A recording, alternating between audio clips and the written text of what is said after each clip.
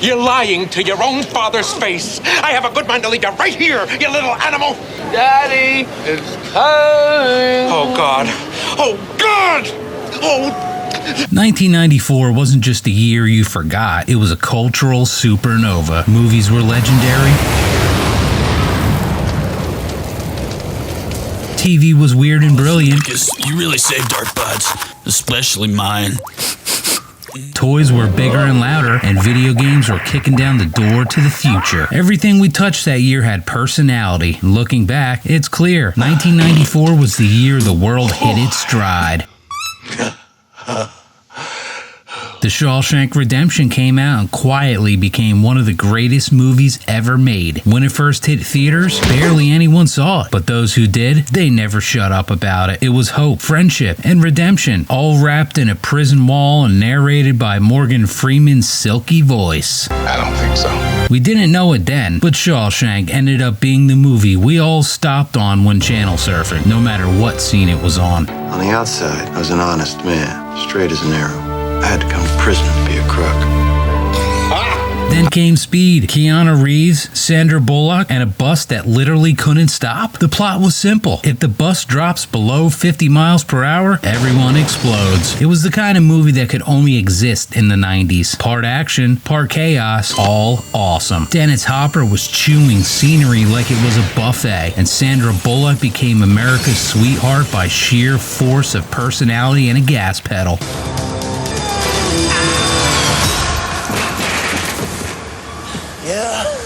And then there was Pulp Fiction. Quentin Tarantino turned storytelling into a mixtape of violence, comedy, and burgers. Everyone suddenly wanted to talk about Royales with cheese. That movie changed the way we watched films. Non-linear plots, sharp dialogue, dancing hitmen. It felt like a movie written by someone who had seen every movie and decided to make one out of all of them. Die, you motherfucker!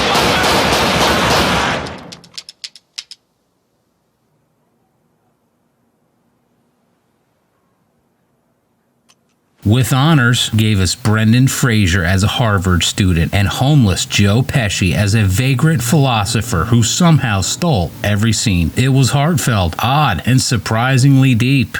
The president isn't an elected king, no matter how many bombs he can drop, because the crude Constitution doesn't trust him. He's a servant of the people. He's just a bum. And the only bliss that he's searching for is freedom and justice. Meanwhile, Surviving the Game dropped. Ice-T into the woods and told him, "Good luck, man. You're the prey now." Rich guys hunting humans for sport. Pure 90s over-the-top brilliance. And Ice-T somehow made it believable. Junior hit theaters too. Arnold Schwarzenegger? Pregnant? That's it? That's the plot? And somehow we loved it and hated it at the same time. Watching the biggest action star in the world grow a baby was so weird that it circled back around to being amazing.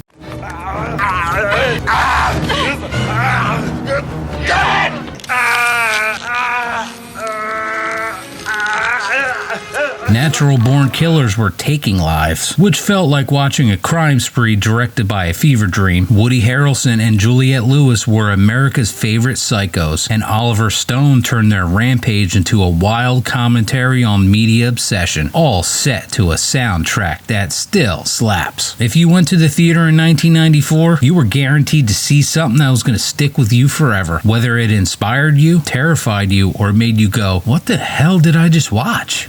Why'd I be dressed like this for somebody I don't know? Maybe something inside you told you to.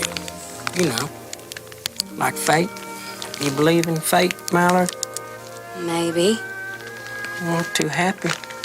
Wanna go for a ride, talk about it?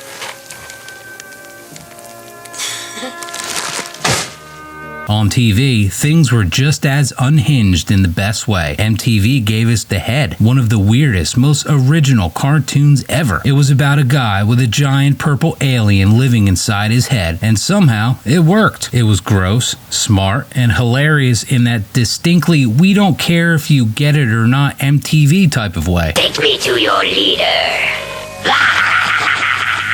You don't know how long I've been Then Nickelodeon brought us Real Monsters, where every episode was equal parts creepy and funny. Those little monsters collecting human screams for school projects? Classic.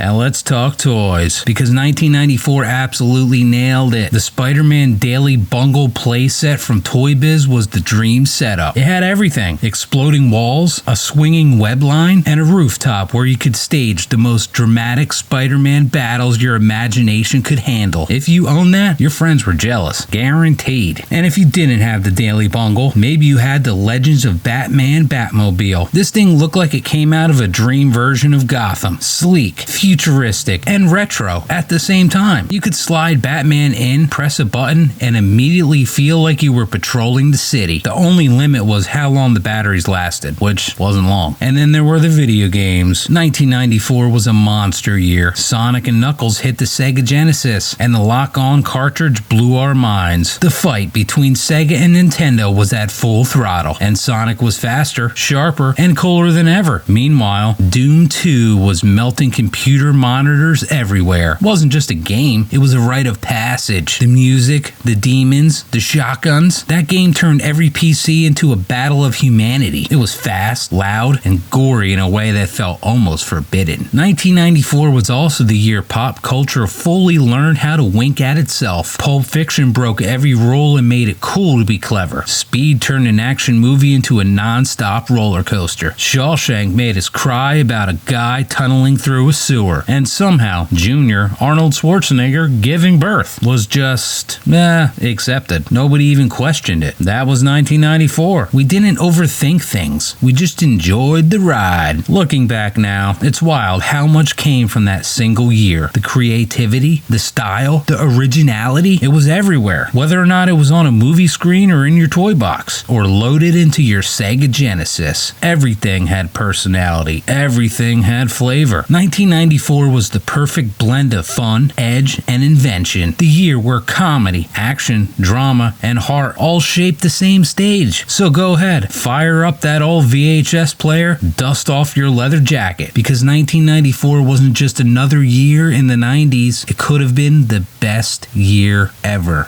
We have a giraffe! There you go, son. Now get out of here. You're bothering me. Thanks. Wow. Now. Sorry, wrong pocket. For you, son! A French poodle. Sorry, son. The dog was rabid. Had to put it down.